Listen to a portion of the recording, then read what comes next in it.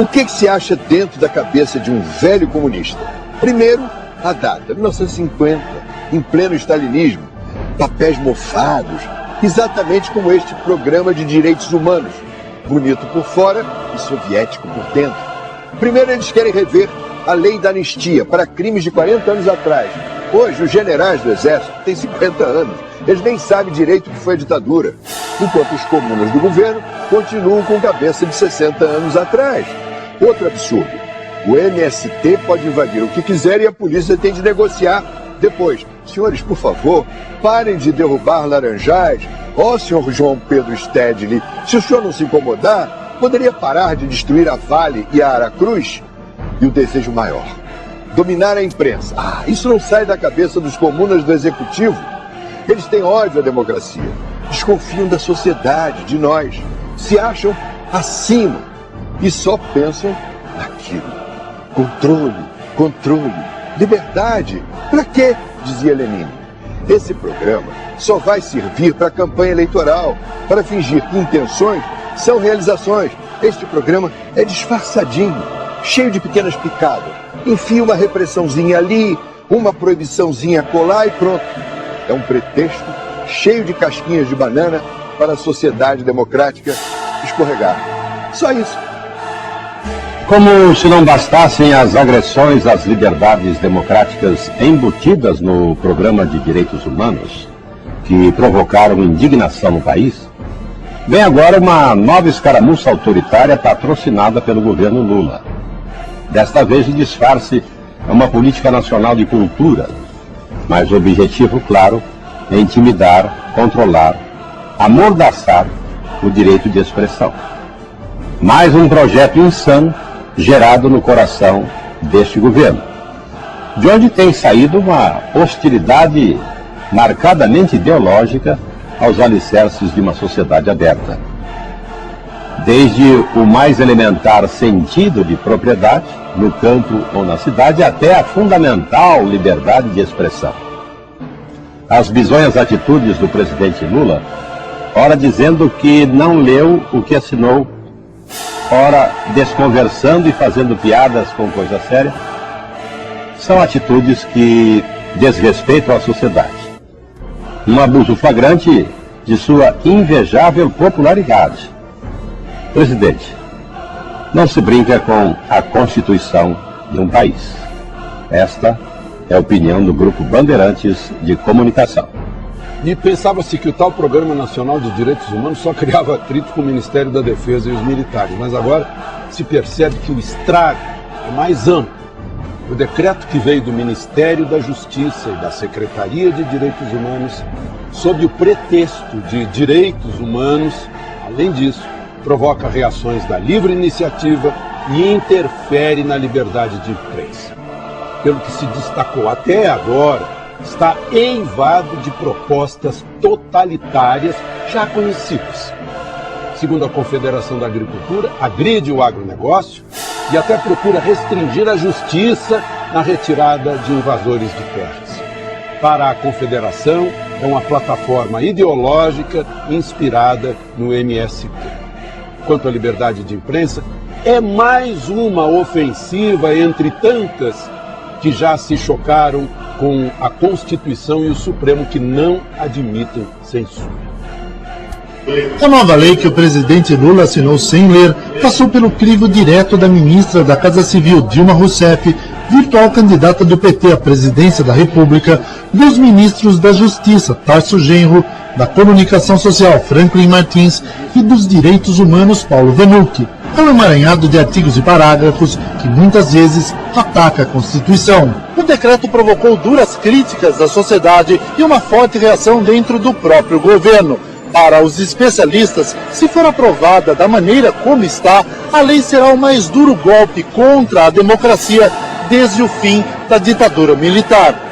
Ives Gandra Martins é um dos mais conceituados juristas internacionais. Ele é autor de mais de 300 livros sobre direito, sozinho ou com outros autores, com obras publicadas em 19 países. Ao analisar o novo decreto, ele ficou impressionado. Um dos documentos com maiores sandices que eu tive a possibilidade de ver nos meus 51 anos de advocacia e nos meus 49 anos de magistério de direito. Catedrático em Direito por 31 universidades no Brasil, na América do Sul e Europa, Ives analisou vários itens do novo decreto.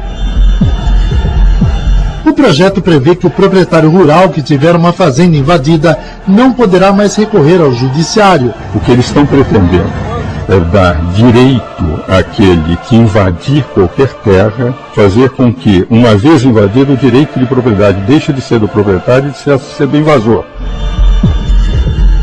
A lei quer evitar a divulgação de símbolos religiosos. Se não pode haver mais símbolos religiosos, nós temos que mudar o nome da cidade de São Paulo. Todas as cidades que têm nomes de santos não poderão mais ter. Será criada uma comissão para controlar o conteúdo dos meios de comunicação. No momento em que se elimina a liberdade de imprensa, nesse momento nós estamos perante, efetivamente, o início de uma ditadura. Um novo imposto sobre grandes fortunas seria instituído. É um imposto que afasta investimentos, porque aquele que formou um patrimônio, depois de ser tributado em todas as operações, ainda vai ser tributado no seu patrimônio pessoal. As prostitutas contariam com direitos trabalhistas e carteira assinada. Isso não é profissão. Na prática, o que os verdadeiros direitos humanos é tirar essas moças do que elas estão fazendo e dar profissões dignas a elas. Os responsáveis pela tortura durante a ditadura militar seriam julgados. Já os guerrilheiros, que também torturaram, ficariam livres de qualquer punição. Torturador de esquerda é um santo. Torturador de direita é um demônio. É um decreto preparatório para um regime ditatorial. É um decreto preparatório para um regime ditatorial.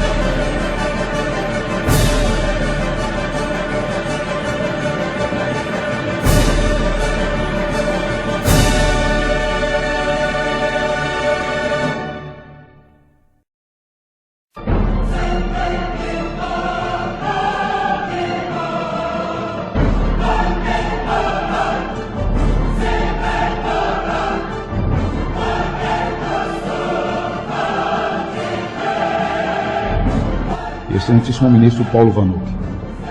Eu fui o primeiro parlamentar a denunciar da tribuna, nesta Casa de Leis, o Plano Nacional de Direitos Humanos, versão 3.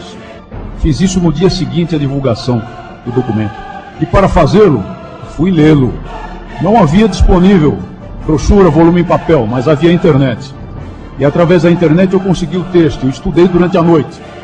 Para na última sessão deliberativa, dispondo de pouco tempo, fazer um pronunciamento, principalmente mostrando os pontos que determinam claramente que o Plano Nacional de Direitos Humanos, versão 3, não é um Plano Nacional de Direitos Humanos, não é um plano de direitos humanos.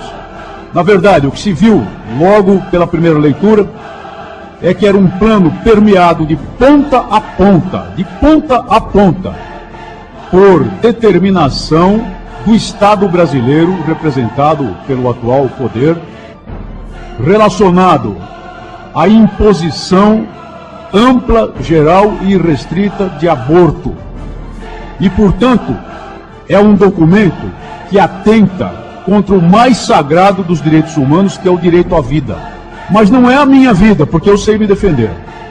Não é a vida das pessoas que de algum modo podem se defender. É a vida mais frágil de todas as vidas entre os seres humanos, que é a da criança, do nenê, daquela pessoinha no ventre materno de sua mãe. Porque não é embrião, não. Não é feto. É um ser humano, cujo início de vida começa no momento da concepção. E nesse sentido eu não estou esgrimindo com argumentos religiosos. Teria o direito de fazê-lo como cristão, como católico, mas não vou utilizar. Eu me valho de muitos argumentos muito bons, científicos, com profundidade de estudo, que demonstram que a vida humana começa no momento exato da concepção. Mas ainda que fosse depois, na nidação, o que se defende nesse plano é destruir, chacinar crianças no ventre materno com até o 5º mês de gravidez. E eu ouvi aqui pessoas defendendo em conferências realizadas nessa casa até quase o 6º mês de gestação. Nós sabemos que nesse período crianças saem do ventre materno, crianças têm parto acelerado, às vezes são retiradas do ventre materno numa situação de emergência e sobrevivem. E sabemos perfeitamente bem dos registros existentes a respeito do aborto, principalmente a partir da obra Nenês para Queimar, que mostram no Reino Unido crianças sendo eliminadas do ventre de sua mãe, retiradas do ventre de sua mãe e ainda sobrevivendo 40 minutos, 1 hora, até morrerem e serem atiradas num Roto-Rooter. Portanto, isso já era suficiente, mas tem mais esse plano. É um plano que, sob a expressão pernóstica, esquisita, indecifrável por parte de qualquer pessoa comum, de desconstrução da heteronormatividade, pretende impor uma ideologia de gênero e pretende impor aos pais brasileiros perder o direito de educar o seu menino como menino, a sua menina como menina, sem que isso queira dizer desigualdade alguma.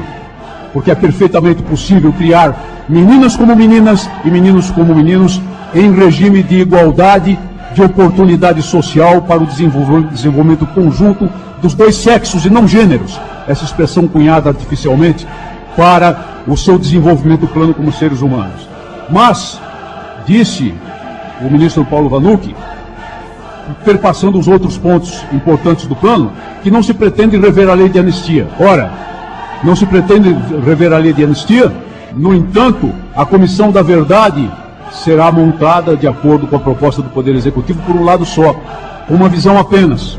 E como é que se pode obter uma verdade de uma visão apenas? Eu colocaria nessa Comissão da Verdade uma visão insuspeita até, de Jacob Gorender, fundador do Partido Comunista Brasileiro Revolucionário, que escreveu uma obra chamada Combate nas Trevas, e lá, pelo menos, ele mostra os dois lados da questão. Por exemplo, ele mostra os justiçamentos, ele mostra os assassinatos da própria militância por mera suspeita. Ele mostra os assassinatos desnecessários de pessoas, por exemplo, como um simples marinheiro inglês que passeava no Rio de Janeiro. Ele mostra todos os homicídios. Nessa Comissão da Verdade, se ela deva ser Comissão da Verdade, é imperativo que se mostre o que aconteceu na verdade numa luta, numa guerra interna que houve no país. E é preciso que se mostre quem explodiu bombas, quem plantou bombas, quem planejou os sequestros, quem planejou os assassinatos, quem planejou os atos de terrorismo, que são proscritos também pela nossa Constituição Cidadã, a Constituição da República de 1988. Levantar as responsabilidades daqueles que arrancaram pernas e membros pelas explosões. A responsabilidade daqueles que mataram Alberto Mendes Júnior, prisioneiro de combate. O tenente Alberto Mendes Júnior. A responsabilidade daqueles que queimaram vivos policiais militares de São Paulo, algemados em volantes, a volantes de viaturas policiais. Então vamos mostrar toda essa verdade. E não merece o nome de Comissão da Verdade, essa comissão, se ela não for, então, as últimas consequências. E o profundo, e o objetivo real, na verdade, é prejudicar a pacificação do país. A lei de anistia, eu lembro às senhoras e senhores, a vossas excelências, e a todos que nos ouvem, a lei de anistia foi um fato político importante e memorável, porque ela propiciou a reconciliação do Brasil. ela deve ser respeitada em todos os seus termos e não pode ser revista, porque se nós tentarmos revê-la, se nós tentarmos estabelecer sobre ela um processo de revisionismo, nós iremos ameaçar a pacificação do Brasil. E a pacificação do Brasil é um ganho muito grande nas últimas décadas de combate, de oposição, que nós mencionamos aqui, que outras pessoas descreveram por outra ótica diferente da minha. Mas é um ganho, e esse ganho não pode ser prejudicado. Estabelecer solução de conflitos agrários, impondo ao Poder Judiciário um sobrepoder, um soviete, para usar uma expressão adequada, isso realmente é atentar contra o Estado Democrático de Direito.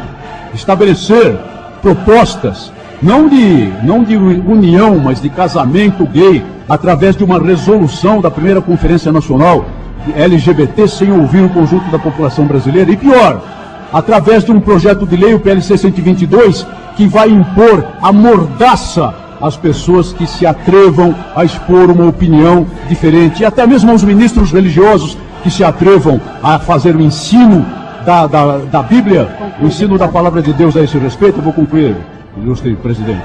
Isso não é adequado democraticamente. O Estado brasileiro é laico? Nem tanto, porque a Constituição da República se declara promulgada sob a proteção de Deus. E além disso, há dispositivos dela muito claros a respeito da liberdade religiosa, do ensino religioso e até da validade civil do casamento religioso. Então, o Estado brasileiro não é confessional, é claro, nem pode ser. E principalmente, nós precisamos nos lembrar, sim, finalmente, para concluir, que direitos humanos são política de Estado, devem ser política de Estado. Não é à toa que o Brasil é signatário dos tratados, acordos e convenções internacionais nessa área. Mas como é que se sustenta uma política de Estado, por exemplo, que viola uma decisão adotada em referendo, para mencionar uma participação popular, agora em termos de democracia direta, num referendo que foi decidido a respeito do direito à legítima defesa em 2005. Eu não gosto de fazer isso, mas eu lembro palavras do presidente da República em 2002, quando ele discutia a questão nuclear. Ora, por que um cidadão pede para eu me desarmar, para ficar com estilingue, enquanto ele fica com um canhão para cima de mim? E é exatamente isso que se pretende fazer, no que se propõe nesse projeto, para, de uma vez por todas, matar o direito à legítima defesa. Senhoras e senhores, senhora presidente, eu encerro realmente agora. Este Plano Nacional de Direitos Humanos, apenas nesse esboço, nesse curto tempo de que eu disponho, é um retrocesso de caráter stalinista. E se algumas pessoas me dizem que ele tem alguma coisa de bom, então precisa ser completamente separado, para que aquilo que ele tem de bom não seja conspurcado, apodrecido, contaminado pelo muito que ele tem de ruim. Muito obrigado por sua atenção.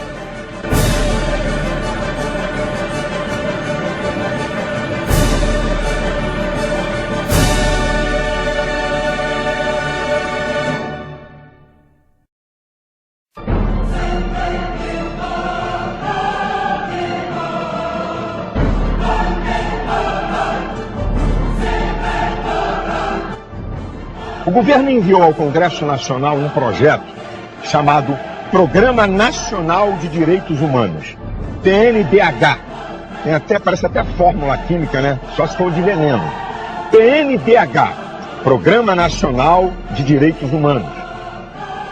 Está sendo discutido no Congresso e na próxima legislatura esse negócio aqui vai esquentar muito. Esse Programa Nacional de Direitos Humanos tem cada aberração que a gente chega a ficar arrepiado. Nesse programa tem coisas terríveis. Desconstrução da heterossexualidade, negócio assim de assustar, que é uma vergonha o que está aqui nesse Programa Nacional de Direitos Humanos. Fora isso, cerceamento da imprensa, patrulhamento da imprensa, uma coisa terrível, querendo bloquear toda a informação da mídia e da imprensa e uma série de coisas. Meu irmão, você é livre para votar em quem você quiser. Isso aqui é uma verdade. Agora eu vou dizer uma coisa para vocês. Nunca foi tão importante você tomar cuidado em quem você vai votar para deputado estadual, para deputado federal e para senador, como nessa próxima legislatura. Eu vou dizer uma coisa para vocês que aconteceu no Congresso Nacional, para você ter uma ideia. E é você com seu voto. Não vai descer anjo do céu, anjo não vota. E nem Deus faz aquilo que eu tenho que fazer. Agora, no ano passado, há pouco tempo, o governo brasileiro fez um acordo com o Vaticano. Esse acordo com o Vaticano virou um decreto que foi para o Congresso. E a Igreja Católica, ela, através desse acordo com o Estado do Vaticano, porque a Igreja Católica é igreja quando interessa e é Estado quando interessa. Então, Jesus não veio fundar Estado, ele veio fundar a igreja. Mas esse é outro assunto. Então, através de um decreto, foi para o Congresso para privilegiar a Igreja Católica como instituição, em detrimento de todas as religiões e até quem não tem religião. Eu queria ser bem honesto, eu não estou aqui falando contra a religião de ninguém, eu não vim aqui discutir, eu tenho minhas discordâncias, mas eu não estou nem falando contra as pessoas que são católicas. Por favor, eu até recebo ajuda até de muitos católicos. Eu não estou falando contra você e até creio que muitos católicos democráticos, se entendessem e soubessem desse projeto, seriam contra. É uma vergonha. O Estado brasileiro é um Estado democrático e existe o princípio da isonomia. Todos são iguais perante a lei. Não pode o Estado privilegiar a religião de ninguém, nem evangélicos, nem católicos, nem espíritas, nem ninguém. Mas o projeto foi aprovado no Congresso porque nós tínhamos a minoria da minoria. E muita gente que foi nas igrejas evangélicas que de voto, votaram a favor desse projeto, que é uma vergonha, é uma aberração, é uma estupidez.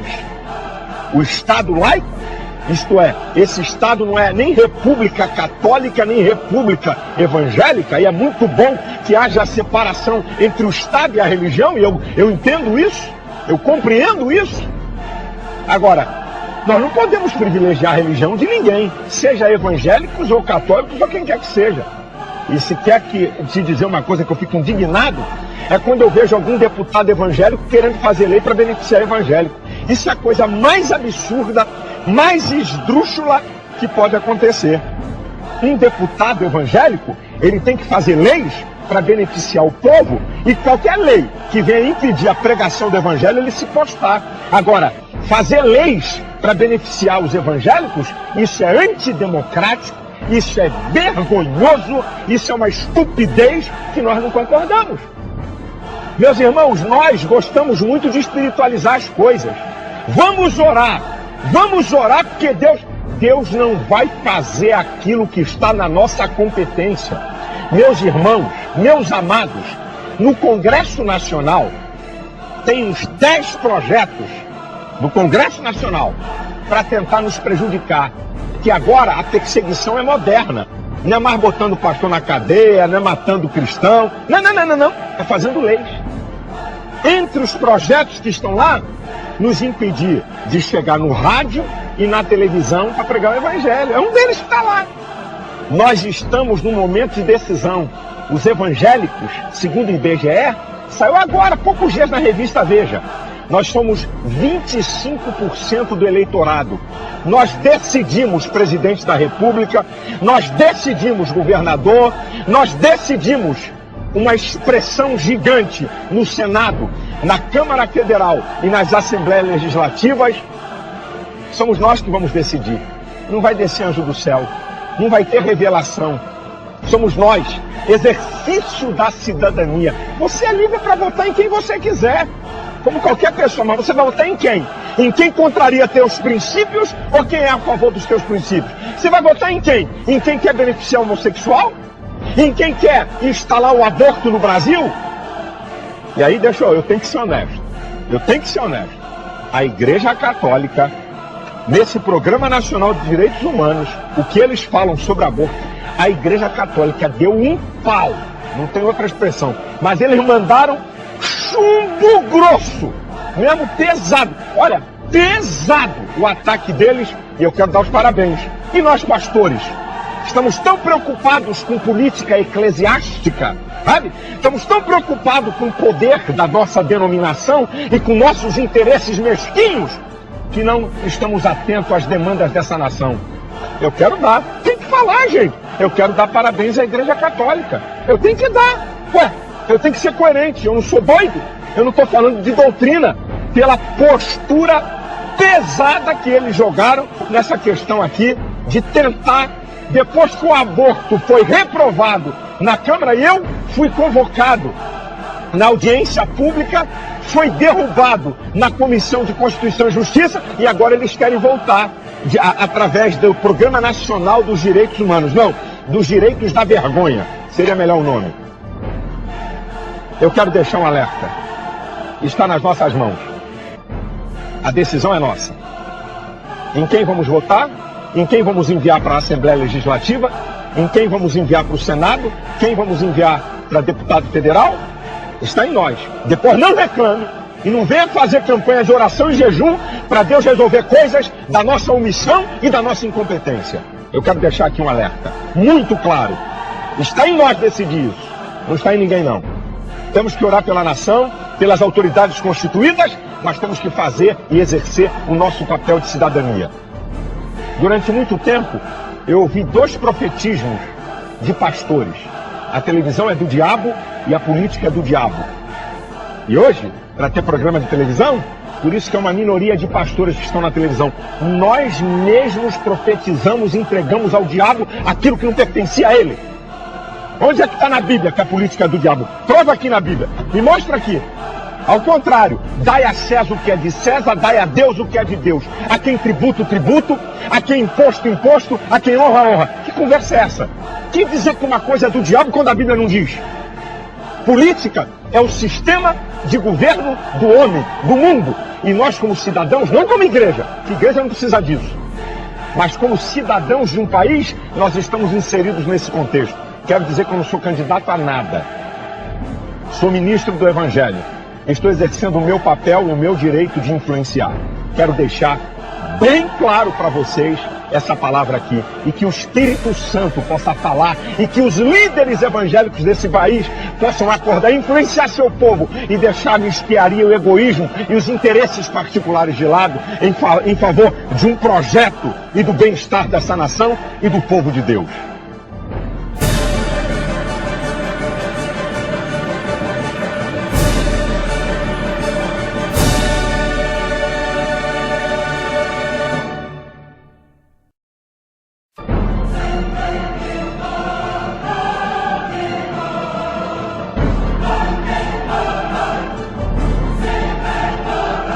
Eu agradeço pelo privilégio e a oportunidade de nós estarmos num evento importante aqui na Associação Brasileira de Imprensa, hoje dia 29 de março, para debater temas tão importantes e relevantes voltados para a família e para o Estado brasileiro. Esse é um fórum que tem contribuído muito para a transformação da próxima geração de líderes dentro do segmento evangélico, dentro do segmento católico, dentro da família brasileira. Infelizmente a hora é avançada e eu vou tentar resumir um pouquinho daquilo que nós temos que falar. O meu tema, ele se resume para falar sobre o PLC 122 de 2006, que é o projeto de lei complementar que trata da criminalização da homofobia, e do Programa Nacional de Direitos Humanos 3. Eu vou preferir, até por questão de síntese, abordar nesse momento o Programa Nacional de Direitos Humanos. Nós vamos dar uma pincelada para, no segundo momento, a gente poder aprofundar temas específicos do Plano Nacional de Direitos Humanos. É bom que se diga que o Plano Nacional de Direitos Humanos 3 foi um decreto presidencial assinado pelo atual presidente Luiz Inácio Lula da Silva em 21 de dezembro de 2009, é o decreto 7037. Então, esse decreto nacional, ele tem autoria, porque nós temos visto na televisão pessoas dizendo: fui eu que fiz, a culpa não é do presidente. O presidente da República assinou o decreto e nas suas fundamentações ele é coparticipante e mentor direto do Programa Nacional de Direitos Humanos. Isso não pode ser deixado de falar, porque temos o hábito, na atual sistema político, de se dizer que não se sabe muito bem o que assinou. Então, na realidade, esse Programa Nacional de Direitos Humanos, ele é um projeto de implementação de uma tirania no Brasil, uma ditadura de um grupo moldado na cultura marxista, trazendo muito do fascismo que existe no mundo, de países totalitários para dentro da nação brasileira. O Programa Nacional de Direitos Humanos, ele é influenciado, posso dizer, até uma cópia do que está acontecendo na Venezuela, na Bolívia e no Equador, porque o mesmo grupo de pensadores que ali implementou na Constituição princípios e valores, agora começa a querer tratar disso aqui no Brasil. Esse Plano Nacional de Direitos Humanos nada tem de efetivo direito humano. Poderíamos dizer, como algumas pessoas já têm falado, que é um plano de direitos desumanos. Porque nós vamos observar aqui que alguns valores que são tratados, alguns valores que são apontados, nada tem a ver com a vida, nada tem a ver com a família, valores esses que quebram, que desconstituem a família, célula máter da sociedade, que a Constituição garante como direito e cláusula pétrea, como base de todo instrumento jurídico. Esse Plano Nacional de Direitos Humanos, ele vem desconstruir o que nós chamamos de heteronormalidade, porque ele implementa através de ações específicas na célula base da sociedade, trazendo questões de valores da homossexualidade, trazendo questões do aborto, trazendo questão da educação, trazendo questões da desconstrução da soberania nacional, mexendo com as forças armadas, tratando de um projeto na educação, tratando de projeto de doutrinação nacional. Ele é um projeto que trata de 518 propostas. O Plano Nacional de Direitos Humanos, ele tem de 518 propostas, 6 eixos orientativos, 25 diretrizes, 82 objetivos e 228 páginas. Logo, é um decreto onde se sabe muito bem o que se quer fazer. É um decreto que, em primeiro momento, quem gritou apenas foi a imprensa.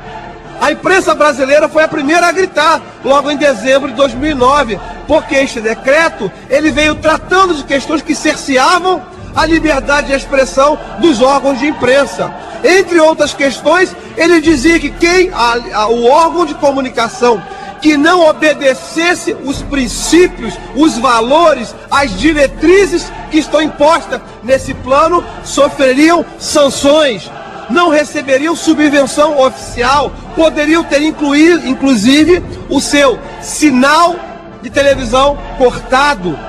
Isso parece uma cópia do que está acontecendo na Venezuela. Nós temos visto o presidente venezuelano cortar sinal de televisão porque não fala o que o governo quer. E o governo brasileiro, de forma sorrateira, coloca isso como um Plano Nacional de Direitos Humanos, como um presente de Natal. Porque foi às vésperas do Natal. Que Natal é esse que o presidente Lula tentou dar para a nação brasileira, tentando aniquilar valores, tentando matar crianças, porque o Plano Nacional de Direitos Humanos, ele fala que direito humano é você poder descriminalizar o aborto, assassinar crianças inocentes no útero materno, porque traz diretriz nesse sentido. Mas, inicialmente, apenas a imprensa gritou, porque viu o perigo de ter a sua liberdade de expressão atingida através de censura, através de classificação, através de comissões que seriam criadas para analisar os programas antes que fossem veiculados. E aí mobilizou-se intelectuais. Logo em seguida, os militares também falaram, porque queriam-se pegar um período da época da ditadura e se investigar apenas um lado. Queriam anular a lei de anistia, pegando apenas aquelas pessoas que, segundo a história fala e algumas pessoas colocam, torturaram pessoas, mas não queriam tratar daqueles que mataram, que torturaram, guerrilheiros que, alegando uma causa, assaltaram bancos, cometeram violência e atentaram contra a nossa nação também. É um projeto que é olhar apenas um lado. Eles chamaram então a Comissão da Verdade. Que plano nacional de direitos humanos que quer apenas olhar quem foi o ditador, mas não quer olhar também os guerrilheiros? E aí o exército se manifestou. Houve um pouco de acerto e ajuste. Logo em seguida, a Igreja Católica, através de algumas instituições, se posicionou também porque estava falando em aborto. Estava se tratando e trata-se diretamente, dentro desse Plano Nacional de Direitos Humanos, de diversas diretrizes que tratam descriminalização do aborto. Tratam do direito de escolha, de que a mulher pode tratar o seu útero, o seu ventre na terra, como se ali tivesse algo que ela pudesse descartar. Mas a Constituição Federal prevê, no seu artigo 5º, a inviolabilidade do direito à vida, e a vida desde a concepção. O Pacto de São José da Costa Rica, no seu artigo 3º, também fala do nascituro, e o Brasil é signatário desse pacto. O Código Civil também, no seu artigo 2º, trata da questão da personalidade civil, que começa com o nascimento com vida, resguardando o direito do nascituro, aquele que está dentro do ventre. Mas vem esse Plano Nacional de Direitos Humanos, de forma aviltante, despachante, no Natal, e nos diz: vamos descriminalizar o aborto, porque o Brasil é permitido o aborto, ao aborto legal. Na realidade não existe aborto legal, existem situações onde a punibilidade ela não é apontada. Este plano, ele traz a destruição, a falência do Estado, a falência da família, a falência dos jovens, como foi colocado aqui no fórum, muito bem colocado pelo professor Cláudio Rufino, a doutora Damares, o deputado Henrique Afonso, que aqui esteve no antecedendo. A pornografia é o combustível da pedofilia, do sexo antes do tempo, e aí vem a gravidez indesejada para aquelas pessoas que antes do tempo, adolescentes, foram violentadas, passaram por um processo de prostituição e agora faz o que com o seu ventre materno? Libera direito de escolha. E o programa é claro na questão da descriminalização do aborto, na liberação, nas políticas.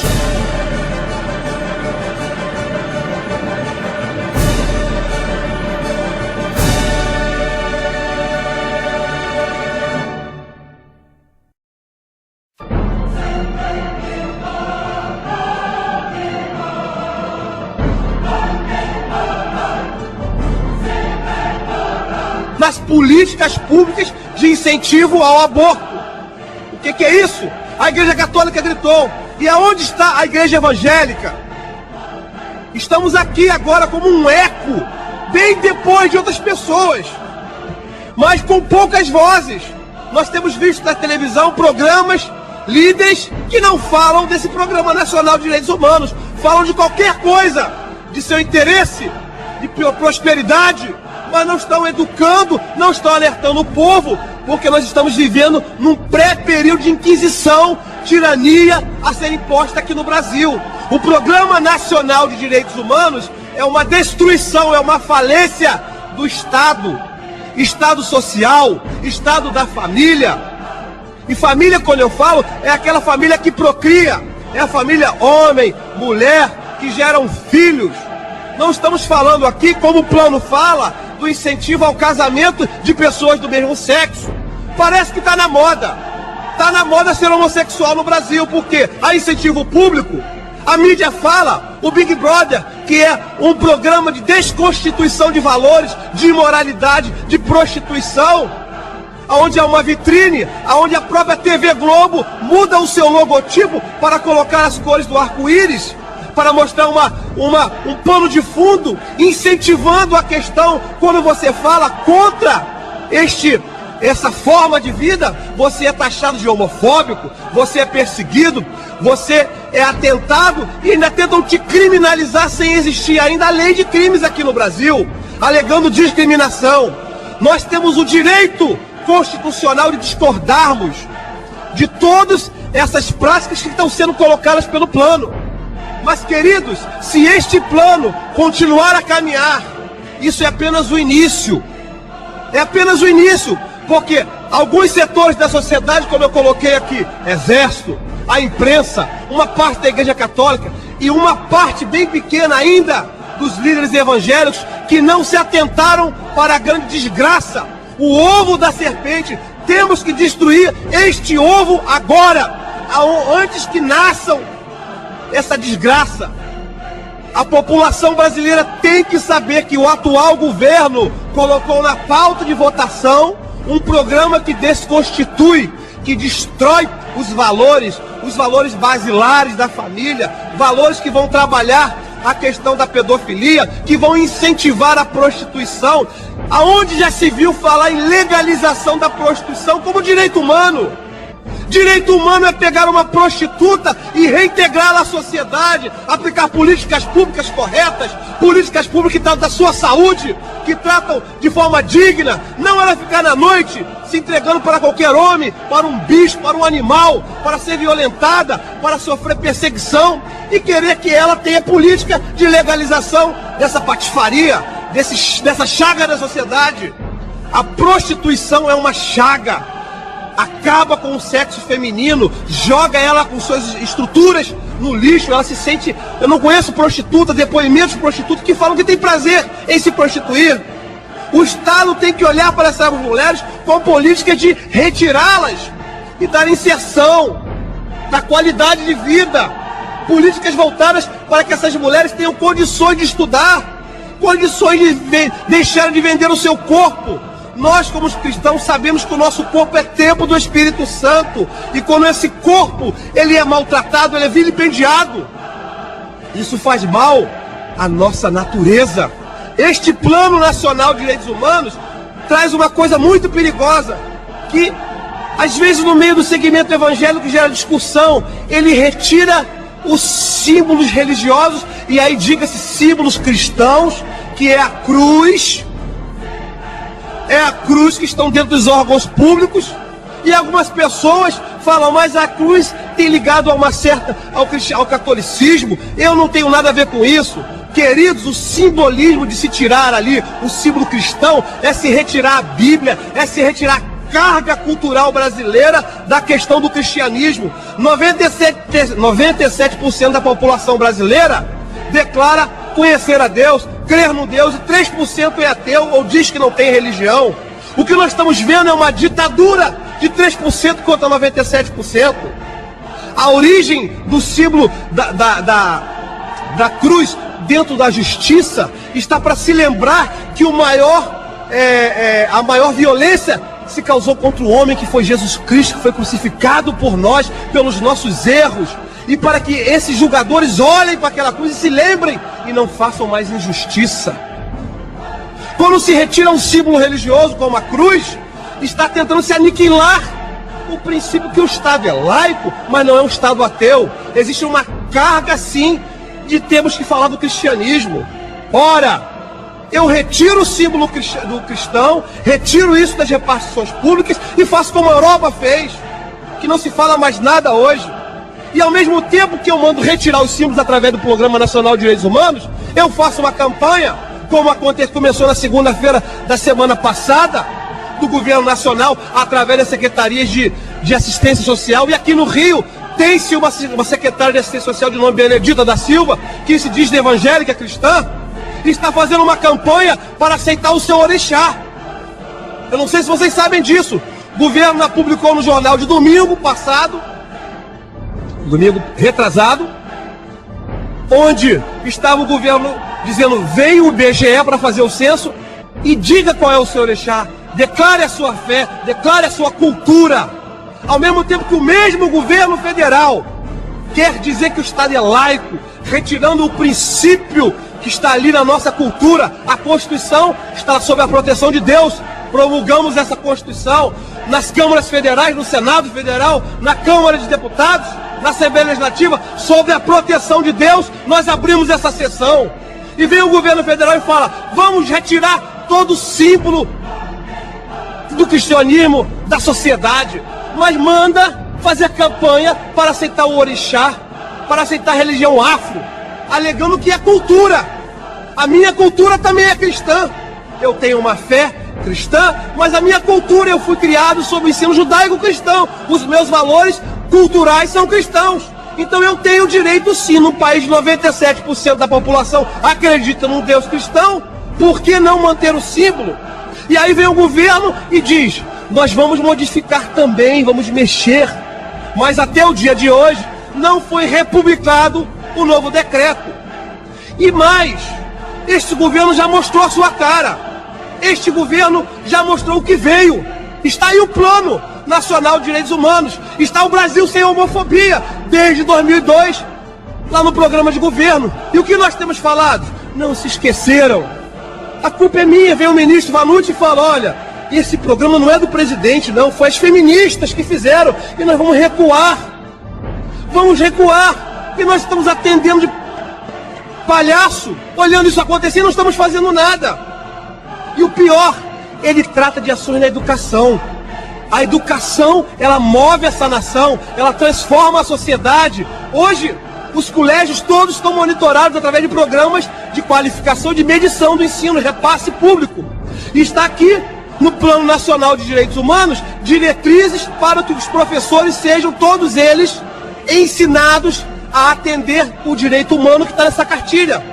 Você que é professor como eu, você que é professor do Estado, do primeiro grau, do segundo grau, da faculdade, não vai poder falar nada contra a cartilha de direitos humanos, porque está previsto aqui. Os professores serão doutrinados e obrigados a ensinar sobre direito humano segundo a cartilha. Os alunos vão ter que ler a cartilha. Vimos aqui algumas apresentações sobre cartilhas de homossexuais, de pedofilia, de drogas. Isso é o início. Isso é apenas o início do que se mostrou até agora.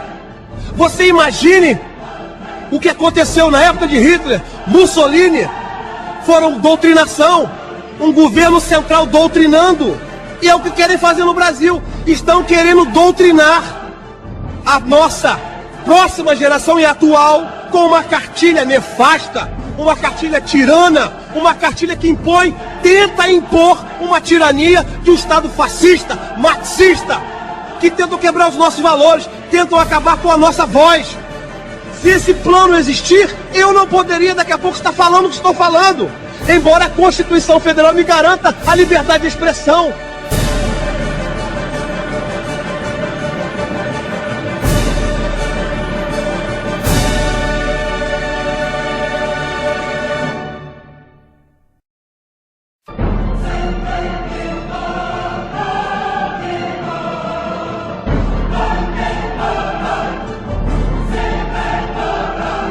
Este plano, ele é totalmente inconstitucional na sua forma, no seu vício formal, porque o presidente da República, ele está extrapolando da sua competência ao publicar orientações, um plano que atenta contra a cláusula pétrea, atenta contra o direito à vida. O aborto que ele aqui tenta falar é constitucional. Tem lá o Pacto São José da Costa Rica que proíbe o aborto.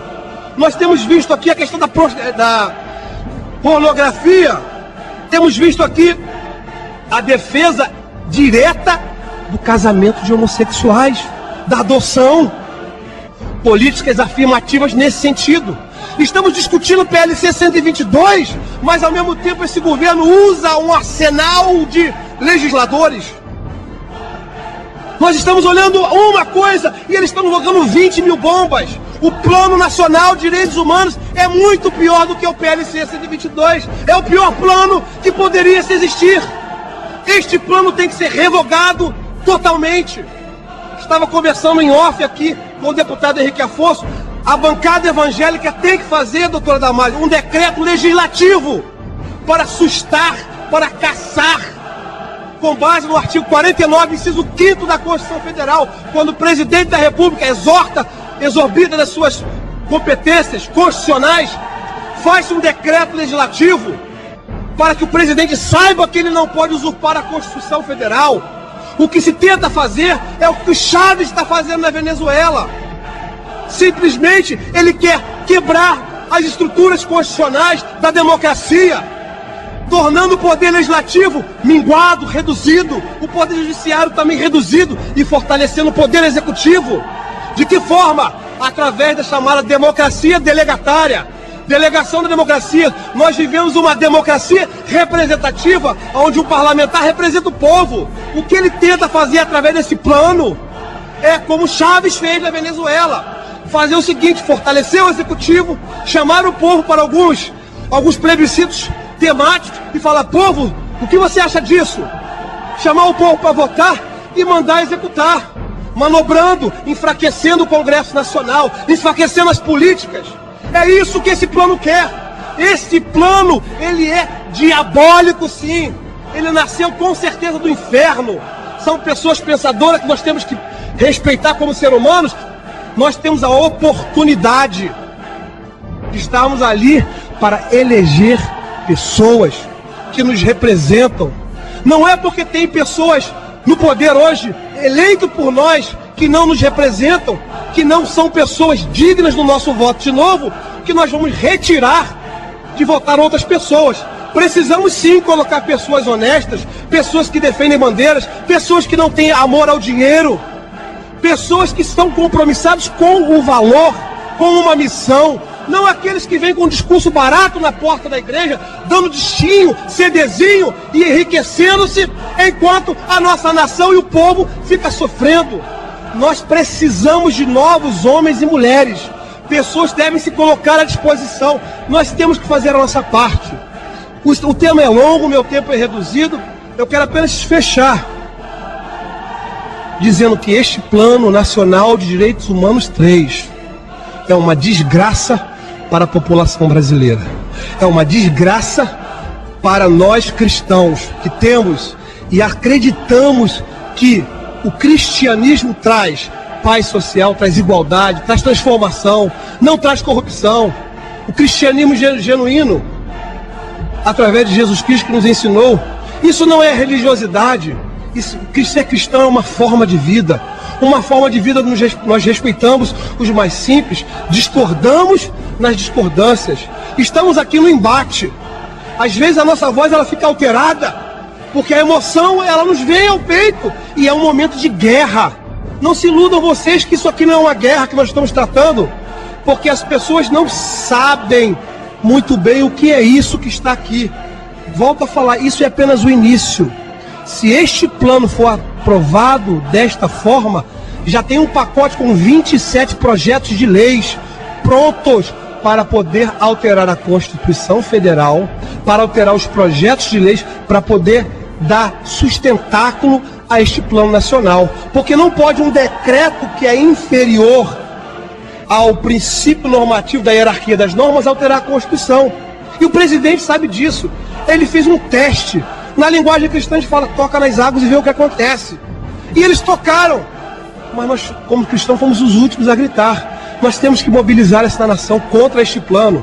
Não queremos mal dos nossos governantes. Vivemos numa democracia, amamos o nosso país, amamos a nossa nação, oramos pelo nosso presidente da República, nós queremos justiça social, nós queremos no Brasil uma cidade, uma nação rica, saudável, alegre, mas não podemos aceitar tirania imposta. E gostaria de falar para alguns líderes que estão nos ouvindo, ou vão nos ouvir, deputados evangélicos, pensem na sua consciência, o que vocês estão fazendo em Brasília e aqui no Rio de Janeiro. A omissão de vocês tem custado o sangue de muitas crianças inocentes que são mortas dentro do útero, porque vocês não têm aberto a sua boca. Jovens estão se drogando porque faltam políticas públicas. Quando esse plano vem tratar da descriminalização das drogas, liberação do aborto, as festas são boas, as viagens de avião são boas, as palestras, os aplausos são bons. Você vai saber aquela votação que você não foi, aquela votação que o teu assessor te chamou e você falou que não tinha tempo, porque tinha assuntos para tratar. Coloque a mão na sua consciência e faça, ainda há tempo de mudar. Precisamos mudar, precisamos votar com consciência para que este plano, com o atual governo, não venha ser aprovado. Ainda há tempo. Eu agradeço a oportunidade. Você, jovem, amanhã não vai ter o direito de falar como eu estou falando, porque você será preso e caçado. Enquanto a voz, a pensamento, a liberdade. Aproveite esta oportunidade. Muito obrigado e boa noite a todos.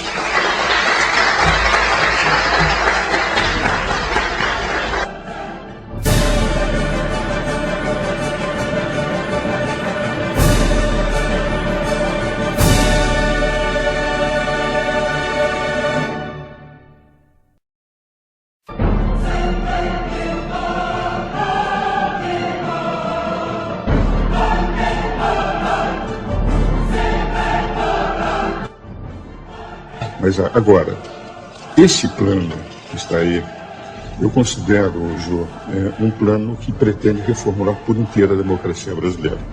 São 521 propostas que estão no Plano Nacional de Desenvolvimento de Direitos Humanos. 521 com 6 eixos orientadores. O grande drama desse plano é que é um modelo muito semelhante ao modelo venezuelano. Há um centro de estudos de pesquisas sociais na Espanha que orientou a conformação das 3 condições, da Venezuela, do Equador e da Bolívia. O nosso plano segue muito. Por exemplo, em relação à imprensa, censura da imprensa. Quer dizer, vai haver um controle, vai haver uma classificação. Aquelas instituições que não seguirem o que eles chamam do plano de direitos humanos, essas instituições não receberão, por exemplo, financiamento oficial. Na educação. É só um pouco o que o Bush fez em relação à pesquisa com células-tronco, né? Quer dizer, podia fazer, mas não receberia nenhum auxílio oficial. Mas no caso concreto da imprensa, a imprensa são os pulmões de uma democracia. Quando você controla a imprensa, eles é que vão determinar. Educação. Todos os professores terão que ser educados dentro do que eles chamam deste plano de direitos humanos. E as crianças receberão uma cartilha para seguirem rigorosamente o plano. Então, formando muito no estilo, enfim, da União Soviética, do Hitler, do Mussolini, criar a juventude já amoldada a aceitar o plano. Por exemplo, direito de propriedade. Hoje nós temos o seguinte, se a minha propriedade invadida, eu vou até a justiça e peço a reintegração de posse, mostra que eu tenho o título. Se o invasor invadir uma propriedade, o proprietário fica sem a propriedade. Aí a justiça não poderá dar reintegração de posse. Chamarão a sociedade civil organizada, que é formada pela comunidade deles, e essa determinará se deverá ou não ser devolvida a casa. Ou pode ser urbana, ou pode ser uma propriedade rural. Urbana também? Urbana também. Os dois estão colocados, propriedade rural e urbana. A subutilizada, se a comunidade entender que está havendo subutilização daquela propriedade, etc., só depois desta manifestação é que possivelmente o programa não diz de que forma se fará. Apenas diz que não se poderá dar a integração de posse imediata antes de haver uma mediação dessa comunidade. Pega-se, por exemplo, o problema, que eu considero extremamente grave, das Forças Armadas e da Polícia. As Forças Armadas, hoje, elas representam, em momento de crise, aquela que determinará a maneira de se controlar e se manter a ordem e a lei. O que ocorre? As forças policiais são forças auxiliares. Quem comanda é as Forças Armadas. Agora, as forças policiais deixam de estar subordinadas às Forças Armadas, deixam de ser forças auxiliares das Forças Armadas. Cria-se um sistema único de forças policiais, nacional. Então, os governos terão as suas forças policiais controladas pelo Sistema Nacional Único. Então, teremos as Forças Armadas se o Brasil entrar em guerra. O Brasil não tem essa vocação. E teremos um controle total das polícias desvinculadas das Forças Armadas, podendo ser as forças policiais apenas forças reservas em caso de guerra. Então está havendo uma total mudança do sistema, digamos, do regime constitucional. Por exemplo, nós vivemos em representação. Cada deputado paulista, para ser deputado federal, ele precisa de pelo menos 100 mil votos. Que representa? Ele pode ser um mau deputado, mas é o povo que vota. Eles vão substituindo um pouco a chamada democracia representativa por uma democracia delegada que é comum na Venezuela, Bolívia, Equador. Vale dizer, o povo vai ser chamado sempre para votar em plebiscitos e referendos, criando-se quase um sistema semelhante ao sistema da Constituição venezuelana, pela qual haverá o poder executivo, o povo, com os dois poderes, e o poder legislativo, o judiciário e o Ministério Público serão poderes acórdicos. Então, é indiscutivelmente um plano que representa o pensamento daqueles que fizeram. Mas é possível o governo se sobrepor ao que está na Constituição? Eles terão que mudar a Constituição. Isso é apenas um programa, é um decreto programático. Eles vão ter que mandar projetos de lei ordinária, projetos de emendas constitucionais para mudar todo esse sistema, poder judiciário, poder legislativo. Terá que ter uma comissão de direitos humanos a orientar as leis que eles terão que fazer. Eu me interrompi com uma pergunta que você ia falando. Não, o que eu iria dizer é o seguinte: eu tenho um profundo respeito por aqueles que fizeram esse plano. Alguns deles são meus amigos, debates há muitos anos, entende? Mas eles têm uma convicção de que, por exemplo, Cuba é um país que representa uma democracia, que a Venezuela tem uma democracia representativa, que representa o povo, não precisa. E eles estão pretendendo trazer para o Brasil as convicções ideológicas deles, que eu respeito, não são as minhas. Não, mas só que Cuba pode ser considerada uma democracia se tem o Fidel, por quem eu tenho, aliás, uma grande admiração pela luta dele, pelo que ele significou para Cuba, tudo isso. Eu confesso que não tenho a mesma admiração. Não, eu digo o seguinte, que o sujeito que desembarca com 12 pessoas numa ilha e toma conta, evidente que é que se transforma num mito, pelo menos. No tempo que eu estudava mas na será faculdade... que não surgiu mais ninguém com competência? Olha, no tempo que eu estudava na faculdade, em 57, quando ele começou, a mim me revoltava muito. Nós damos sempre o direito de defesa como o principal direito de uma democracia. Claro. Não há democracia sem direito de defesa. Por isso é que eu sou advogado, nunca quis ser magistrado, nem político, nem nada. Agora, naquela época, foram levados milhares de pessoas aos paredões sem nenhum direito de defesa. Eu nunca perdoo alguém que matou sem ter permitido que as pessoas se defendessem. Isso é um genocida. Então, podem admirar o Fidel Castro, mas eu, que sempre vivi defendendo o direito de defesa, que estudava na faculdade, lia todo dia nos jornais, primeira página na época, eram os paredões, ao ponto de nós chamarmos Fidel Paredão Castro, eu não posso admitir. Agora, eu não estou falando nem do sistema, nem do modus operandi do sistema, eu estou falando a figura dele, o carisma que ele tem, eu entendo. Carisma ele tem, como o próprio Che Guevara excepcional, excepcional. O que eu não estou de acordo. Agora, o que ocorre? Eles dizem que é uma democracia que não precisam de eleições. As eleições são apenas confirmativas, porque só tem um partido oficial. Porque diz que o povo está contente com o que eles fazem.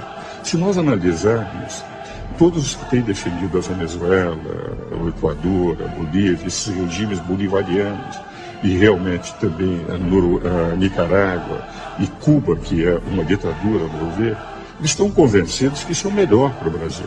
Se nós pegarmos o plano diz o seguinte: nesses 20 anos, nós tivemos a onda neoliberal do Brasil. E nós precisamos voltar a um Estado mais forte, as desprivatizações. Isso está no introito do plano. Ora, eu acho que esses 20 anos foram os grandes anos de o Brasil saltar de um país relativamente desconhecido, de grande extensão territorial, para ter hoje uma participação no cenário mundial. Como é que eu posso dizer que esses 20 anos são um fracasso e que nós precisamos voltar às estradas? Não, incluído, nesses 20 anos, os governos do presidente Lula. Claro, e Lula, eu vou dizer o seguinte: os primeiros 7 anos do presidente Lula, ele teve uma participação internacional fantástica. Eu tenho a impressão que o Lula, ele fez um erro a partir do episódio de Honduras. Porque eu tinha certeza que esse ano ele seria indicado para o Prêmio Nobel da Paz.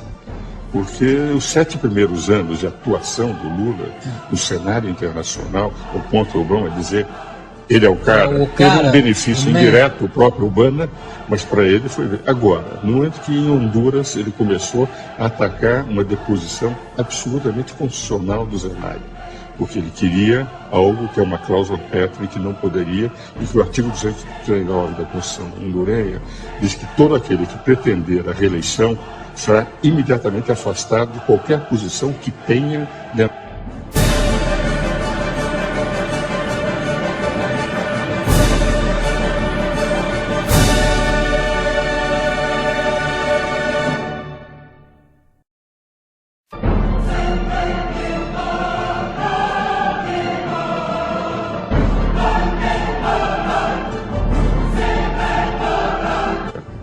Basta dizer que um dos maiores juristas brasileiros, que é do PT, foi secretário do PT, que é Dalmo Dallari, escreveu um artigo na Folha dizendo que realmente foi constitucional a deposição do Zelaya.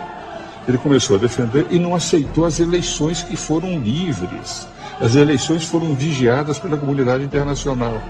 E aceita o governo cubano, aceita todas as estrepulias, as estriolices do Chávez, o que representa, vai em contato com as eleições fraudadas do Irã. Quer dizer, na prática, eu creio que o Lula, que fez um papel excepcional durante os primeiros 7 anos, sendo uma surpresa para o mundo inteiro, está desfigurando um pouco a sua imagem em relação à Venezuela, Cuba, Irã, etc. E o que é pior, entende? Por ter assinado esse plano. Porque esse plano representa, se viesse aprovado, eu tenho a impressão que não seria nunca uma reformulação completa, Jô, completa da Constituição. 521 proposições, 521 mudanças eles pretendem no sistema constitucional brasileiro. Eu queria abrir, eu sei que tem inclusive tem alunos de direito aqui hoje também, não tem? Tem? Eu queria abrir para perguntas ao doutor Ives, se alguém tem alguma pergunta à disposição específica, pois não? Bom, com relação ao projeto, mais especificamente na parte da censura, queria perguntar para o senhor o que o senhor acha pior? Se é uma censura escancarada, como acontece na Venezuela, que propõe, assim, de certa maneira, o projeto, ou uma censura velada, como acontece também em outros países, também no Brasil, em que a imprensa dita a realidade de acordo com a opinião de certos grupos? Não, a censura que eles estão pretendendo é muito mais grave, semelhante àquela da Venezuela. Porque qual é o capítulo da imprensa? Haverá um órgão que vai definir e fazer a classificação dos artigos. O que vale dizer, o jornalista, conforme o tipo de exposição que fizer, ele vai ser catalogado. Os veículos, os jornais, terão também a sua catalogação para poder ou não receber. E no que concerne a rádio e televisão, como é uma concessão pública, eles poderão inclusive cancelar. Então nós teremos um conselho que irá dizendo o que é que se poderá ou não dizer nos jornais, representando, portanto, uma censura efetiva, sob a alegação de que estão com isto valorizando a Constituição, não permitindo abusos da imprensa. Ora, quem pode atacar os abusos da imprensa é o Poder Judiciário. Sempre que a imprensa abusa, entram as pessoas com ações de indenizações por danos morais ou danos patrimoniais e tem ganho. Há muitos jornais que têm sofrido isso. Então nós já temos os mecanismos de censura. Agora eu me lembro, no tempo da exceção, em que eu era conselheiro da Ordem, nós, conselheiros, éramos os únicos que falávamos. E os jornais, quando tinham matérias contrárias ao regime anterior, você se lembra, publicavam poemas de Camões, receitas. Ora, nós não teremos isso. As matérias serão proibidas de serem publicadas. Então, haverá efetivamente uma censura da imprensa escrita e, possivelmente, o corte, como acontece na Venezuela, dos canais de televisão e de rádio que forem contrários.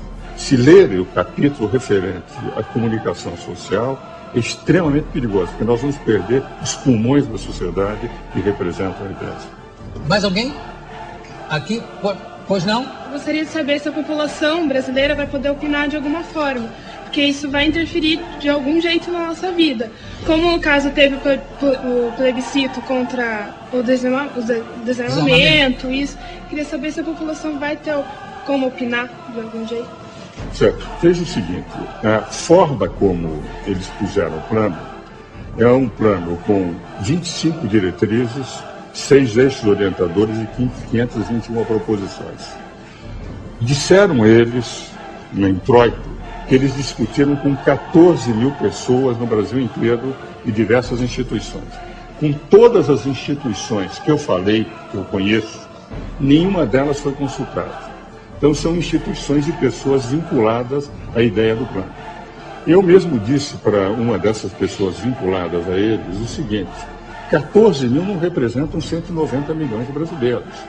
Um deputado em São Paulo, para ser eleito, precisa de 100 mil votos, para ser 1/70 dos deputados que representam São Paulo no Congresso Nacional. 100 mil. Eles consultaram 14 mil, em nome de 14 mil, estão falando por 190 milhões de brasileiros. Agora, esse projeto vai ter que ser enviado ao Congresso Nacional. Os diversos projetos de lei e as diversas emendas constitucionais. Criar uma justiça comunitária, uma justiça restaurativa antes da justiça comum, é evidente que é uma mudança monumental no capítulo do Poder Judiciário na Constituição.